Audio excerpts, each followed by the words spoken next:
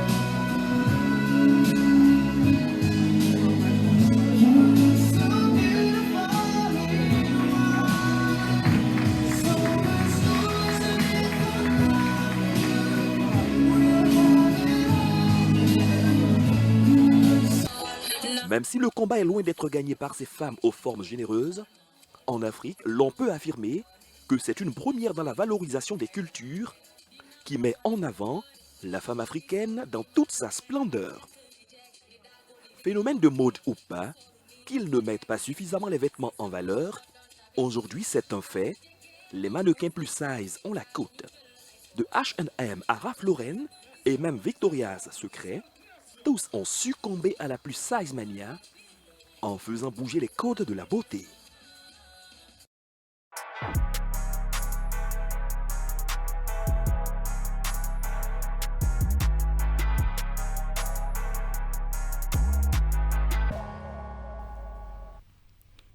Un beau défilé des mannequins grande taille. Le plus size n'est donc plus un tabou dans la mode et la diversité s'affirme de plus en plus sur les podiums. Les top modèles aux courbes généreuses sont de plus en plus courtisés. Et pour continuer donc de parler de ces mannequins grande taille, nous avons le plaisir de recevoir sur ce plateau Liliane Atobra, mannequin ivoirien grande taille. Liliane, merci d'avoir répondu à notre invitation. Merci à vous. Alors, Liliane, pour vous, à quel moment on se considère comme un mannequin grande taille? Quel poids et quelle taille? À partir de la taille 16, je pense. Et puis, lorsque tu trouves que tu commences à avoir un peu plus de seins que tes amis, un peu plus de fesses, de gros biceps et tout ce qui va avec, quoi. Moi, on va dire plus de 90 kilos, peut-être. Il y a moins que ça. Mhm. Il y a peut-être 60 kilos même, qui peut faire grande taille aussi. Grande taille également. Alors, Liliane, pour vous, comment s'est fait votre introduction dans ce milieu? C'est un hasard, un rêve d'enfance? Qu'est-ce qui s'est passé?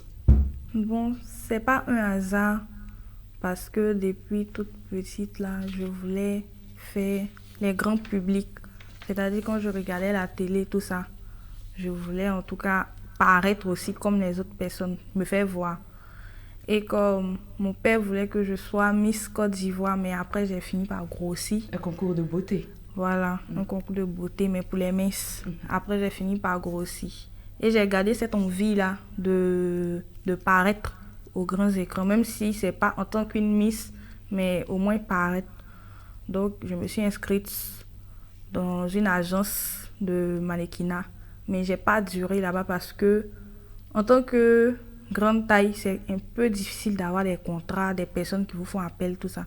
Donc j'ai arrêté. Et puis après, j'ai reçu l'appel de quelqu'un qui m'a dit qu'il avait besoin de moi en tant que mannequin dans son événement. Et c'est là que ça a commencé. Et justement, quand vous êtes dit à un moment que je ne pouvais plus participer à ce concours de beauté réservé aux filles minces et que vous voulez toujours paraître, être au devant de la scène, est-ce que vous aviez toujours confiance en vous quand vous avez pris ces formes?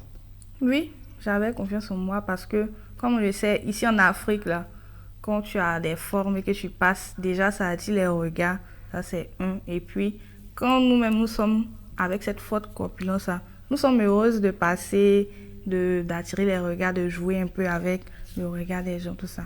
Liliane, êtes-vous à l'aise avec votre corps? Bon, très franchement, je suis à l'aise. Ce qui peut causer problème, c'est parfois le ventre. Mais on se dit qu'avec cette forme-là, le ventre y est aussi. Donc, ceux qui aiment cette forme-là doivent aimer leur ventre. C'est vrai que les rondeurs, on ne peut pas rejeter le ventre. Hein? Oui. C'est aussi ça, la femme forte, la femme grande taille. Est-ce que vous vous sentez aussi épanouie? C'est vrai que le ventre est là, mais de manière générale, l'épanouissement est là dans l'esprit et autres. Oui, moi, je me sens épanouie en tout cas. Je ne sais pas pour les autres, mais pour moi, je suis épanouie parce que même quand je vais à la plage, je vois des filles de ma forme qui portent des trucs un peu coincés. Mais moi, je porte des 2 pièces, tout ça, parce que mon ventre, ma forme ne me gêne pas vraiment. Et Liliane, ça se passe comment actuellement dans votre vie, vu que vous avez fait un passage dans une agence de mannequinat et vous n'avez pas fait long feu dans cette agence, mais vous continuez à être mannequin, égérie, top modèle. Ça se passe comment? Est-ce que vous arrivez à décrocher des contrats maintenant? Oui. Quand j'ai eu la chance de participer à mon premier contrat qui était à l'hôtel Ivoire. C'était quel défilé déjà? C'était le défilé organisé par le groupe Life. Life et Beauté de Emma Loès. Life Style Beauté qui était organisé cette année. Oui. Donc c'était la première fois que je faisais un défilé. Et après ça, j'ai publié les photos et les vidéos que j'avais reçues, tout ça. Mais bon, vu que les gens ne croyaient pas en moi, ils ne sont pas venus participer, c'est-à-dire à mon premier défilé. C'était une seule cousine et une amie qui étaient là. Donc, elles m'ont pris des photos, et j'ai balancé sur les réseaux sociaux. Et après ça, il y a des photographes qui m'ont approché pour dire que, vu que le truc de mannequinat grande taille est en train de prendre de l'ampleur, eux, ils veulent me prendre en photo pour publier, mais ils allaient le faire gratuitement, juste pour me donner une visibilité. Mais c'était des photos osées. J'avais un peu peur parce que je me demandais, c'est vrai qu'on est habitué à voir des Miss en bikini, tout ça, en train de faire des photos de lingerie et autres. Mais pour les grandes tailles, là, ça m'a fait un peu bizarre. Et surtout le regard des autres. Que tu peux le faire, tout ça. Il m'a montré même certaines photos, mais c'était des blanches qui faisaient ça.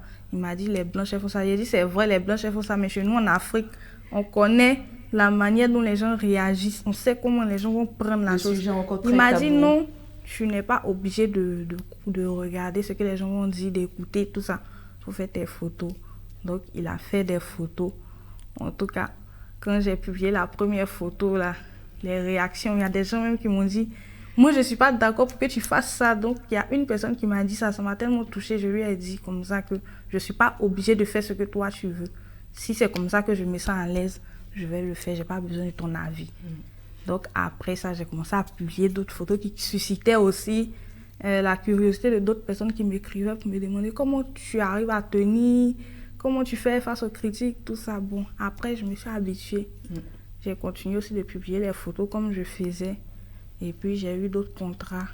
Et pour revenir à ce premier défilé, comment vous vous êtes senti quand personne n'est venu vous soutenir? Bon, ça ne m'a pas choquée et puis ça ne m'a pas fait mal aussi parce que je ne faisais pas ça pour les autres. D'abord, je faisais ça pour moi-même. Et puis, je savais que quand j'allais faire une première chose de grandiose, les autres personnes allaient se tourner vers moi.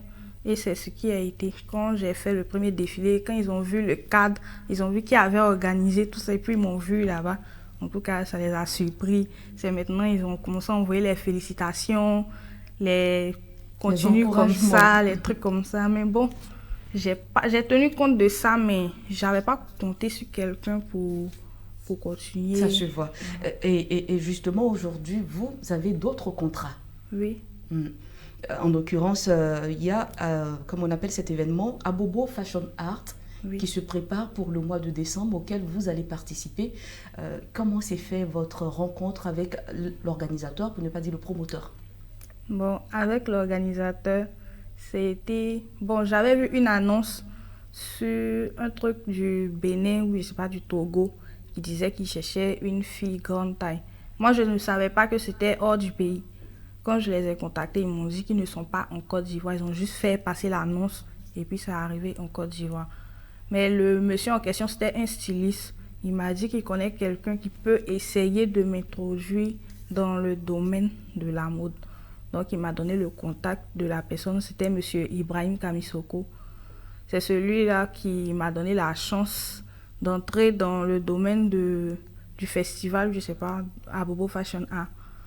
Quand je l'ai contacté, il m'a donné rendez-vous à son bureau. On a discuté. Il m'a dit oui, qu'il pouvait essayer de m'aider dans le domaine du mannequinat. Donc, il m'a donné un coach. Le coach m'apprenait un peu à marcher. Le coach s'appelait Monsieur Carlos. Et aujourd'hui, vous arrivez à marcher sur un thé? Oui, mais je pense que je n'ai pas trop appris à marcher sur un thé. J'ai plus appris à ne pas avoir peur du public, parce que si c'est la marche, déjà je regardais la télé, tout ça, j'avais déjà appris, mais c'était surtout la peur du public que je devais vaincre, parce que en tant que mannequin grande taille, les gens ont une manière de distraire, parce que dès que tu sors, ils commencent à applaudir, d'autres commencent à sourire, tout ça, et puis on ne calcule plus les minces en fait, on calcule plus les personnes de votre corps. Attiré par vos formes généreuses. Voilà. Et Liliane, êtes-vous en contact avec d'autres mannequins? Connaissez-vous d'autres mannequins grande taille ici en Côte d'Ivoire? Quels sont vos rapports avec ces derniers? Je connais quelques-unes. Je ne sais pas si je peux dire leur nom, mais non. Allons-y. Il y a Fatim Chérif, il y a Prunelle. Et bon, je pense que ce sont ces deux-là que je connais. Il n'y en a pas assez. Et vous pensez, ces deux que vous connaissez, plus vous, hein, on va dire que ça fait peut-être 3 personnes. Moi, j'en connais pas mal. Liliane, de votre position, vous pensez que ces mannequins sont bien accueillis par le public? Bon, au départ, quand on vous voit, les gens se demandent, est-ce que vous êtes membre d'organisation ou bien vous êtes mannequin? La plupart du temps, quand vous passez, les gens ne vous considèrent pas comme mannequin. C'est quand ils vous voient en train de défiler qu'ils se posent la question, ah, cette personne que j'avais vue, elle est mannequin. Depuis quand il y a mannequin grosse, ce genre de réaction, quoi. Mais après, ils sont épatés, en fait, quand ils vous voient. Et puis, il faut dire que nous, on n'a pas les mêmes stress que les personnes minces. Parce que quand nous, on passe, tout le monde est content. Donc, on n'est pas obligé d'avoir le visage neutre. Nous, comme ça, quand on passe, on peut danser, on peut s'amuser avec le public, alors que les personnes minces ne peuvent pas faire ça. Donc, c'est un peu intéressant d'être mannequin grande taille parce qu'on n'a pas le même stress que les autres. Et vous vous offrez toujours des shows aux spectateurs? Moi, ma particularité, c'est ça en fait. C'est ce qui me donne beaucoup de contrats parce que moi, j'aime plus danser quand je défile. Au début, je laisse sérieuse, mais quand j'arrive peut-être au milieu du thé, je peux me mettre à danser. Ça, c'est ma particularité. Je pense que c'est ce qui me donne un peu du succès. C'est votre petite parce touche. Que, voilà, c'est ma touche. Et on aura l'occasion de découvrir cette petite touche-là avec Abobo Fashion Art en décembre prochain. Liliane, pour vous, quel genre de vêtements un mannequin en grande taille, une femme forte doit porter pour se mettre en valeur? Bon, ça va dépendre maintenant. Parce que grande taille, c'est pas forcément être au complet de partout. Il y a des grandes tailles qui ont assez de seins. Il y en a d'autres qui ont des fesses et il y en a d'autres qui ont les deux. Pour celles qui ont des seins, moi je propose plutôt des robes assez amples, les robes crayons et autres. Parce que là, ça ne montre pas le reste de la forme qui est assez plate. Ça va mettre en valeur les seins et autres. Pour les personnes qui ont des formes comme moi, c'est-à-dire un peu de tout, les pantalons et les habits un peu décolletés, là, ça met aussi en valeur. Et puis, il y a des robes assez décolletées aussi qui peuvent mettre en valeur. Avec quel créateur aimeriez-vous travailler? Bon, pour le moment, je n'ai pas de créateur avec qui je veux travailler. Mais en tout cas, s'il y a un grand... On a de grands noms en Côte d'Ivoire. Oui, il y a de grands noms. Il y a Patéo, par exemple, que je connais. Je pense que si je travaille avec lui, ça peut me lancer. Ça, c'est un. Et puis, j'aurai une expérience aussi avec lui. Et Liliane, pour vous, la marque de vêtements préférée, c'est laquelle? C'est Adidas. Adidas. Sans discuter. Pourquoi ce choix? On fait pas de publicité, hein, on va le dire comme ça.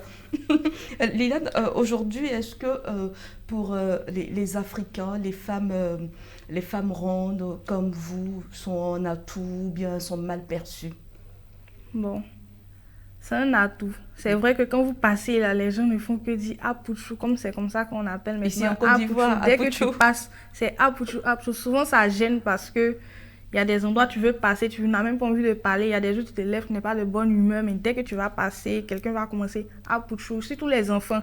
Quand eux te voient passer, que tu as un peu de fesses, un peu de seins, automatiquement ils sont derrière toi. Jusqu'à ce que tu vas aller emprunter ta voiture ou bien arriver où tu vas, les enfants sont derrière. Apouchou, Apouchou. Bon, je peux dire que c'est pas un complexe d'être comme ça. Et puis c'est une fierté aussi pour les Africains. Je pense que nous les Africains, on est plus habitués à être comme ça.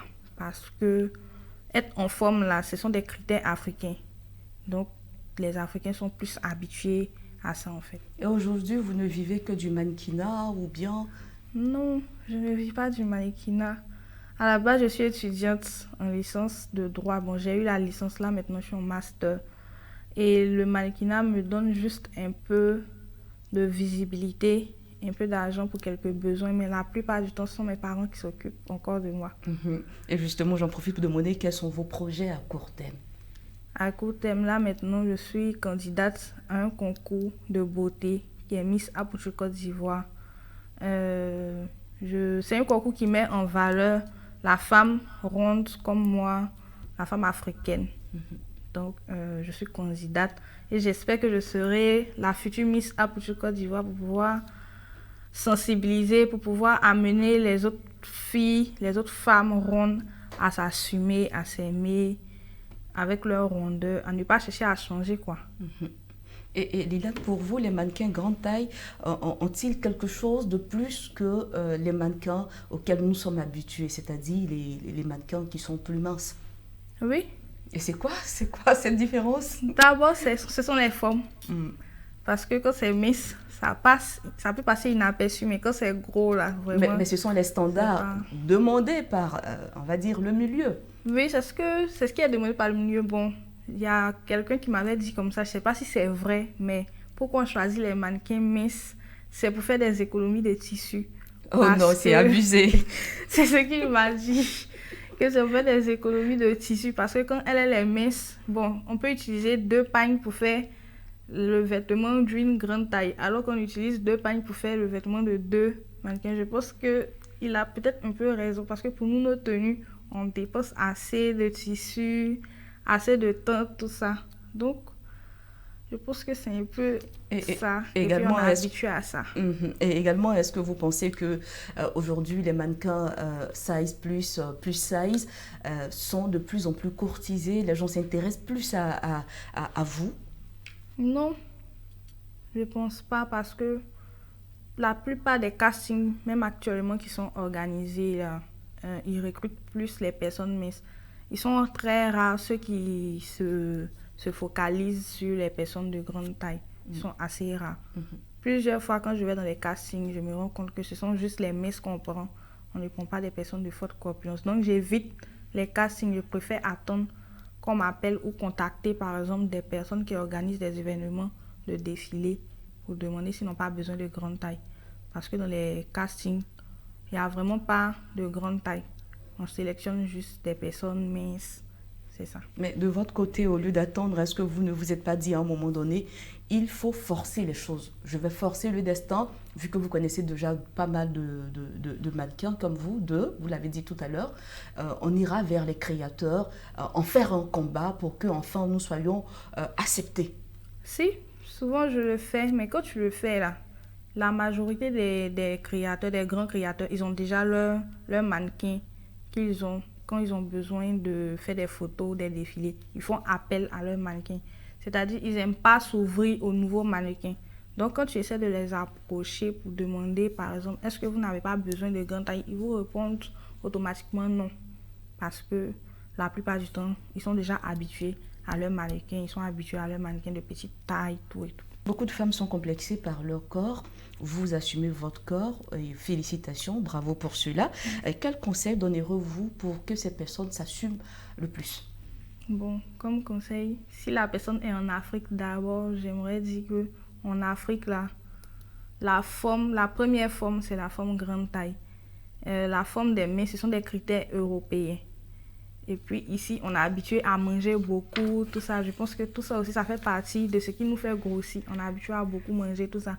On ne doit pas être gêné par le fait qu'on grossisse. Moi, par exemple, quand je grossis, les gens me disent « Toi, tu grossis, tu vas tomber malade. » Je dis non, moi, ça me plaît d'être grosse, ça me plaît de grossir. Si à un moment, je vois que je tombe malade, je vais faire la chirurgie pour plaisanter. Je leur dis que je vais faire la chirurgie. Ils vont enlever tout ce qui est graisse qui me rend malade et puis je vais rester mince. Mais tant que je ne tombe pas malade, où on dit c'est ma forme qui me rend malade, là, je vais continuer de grossir. Donc, pour les personnes qui se sentent complexées, je veux dire qu'on n'a pas choisi d'être grosse. Parce que si chacune devait choisir comment elle voulait être sur la terre, là, je pense qu'il y aura un match. Parce que chacune allait bien se dessiner, tout ça. Mais on est sorti comme ça, on n'a pas acheté. On ne peut pas acheter de forme, à part si on a vraiment des moyens. Vraiment des moyens pour faire la chirurgie, pour ressembler à ce qu'on veut. Tel qu'on est, on est obligé de s'assumer comme ça. On n'a pas besoin de regarder les autres. Et Liliane, qu'est-ce que vous faites pour maintenir cette forme? Je ne fais rien parce que je peux dire que c'est héréditaire. Chez moi, la majorité des personnes sont en forme comme moi. Donc, je ne fais rien d'extraordinaire. Juste que si j'avais un peu plus de moyens, là, comme je le disais, c'est le ventre que j'allais faire partie. Mais ça y est là. Et puis, je mange beaucoup aussi pour pouvoir grossir encore et encore jusqu'à ce que j'atteigne un niveau où on dit c'est bon, tu ne peux plus grossir, il faut rester comme ça, sinon tu seras malade ou bien tu vas avoir quelque chose de grave. Et aussi pour décrocher les contrats. En tout cas, Liliane, merci d'être passée sur notre plateau. Merci d'avoir partagé avec nous ta passion pour le mannequinat et également tes difficultés dans ce domaine en tant que mannequin grande taille. Et nous te souhaitons très bonne chance et nous souhaitons que vous décrochez des contrats vraiment très juteux. Merci. Voilà, vous l'avez compris, c'est la fin de cette émission. Merci à tous ceux qui nous ont suivis. Merci à toute mon équipe qui a contribué à la réalisation de ce numéro. On se dit bye bye et à très bientôt.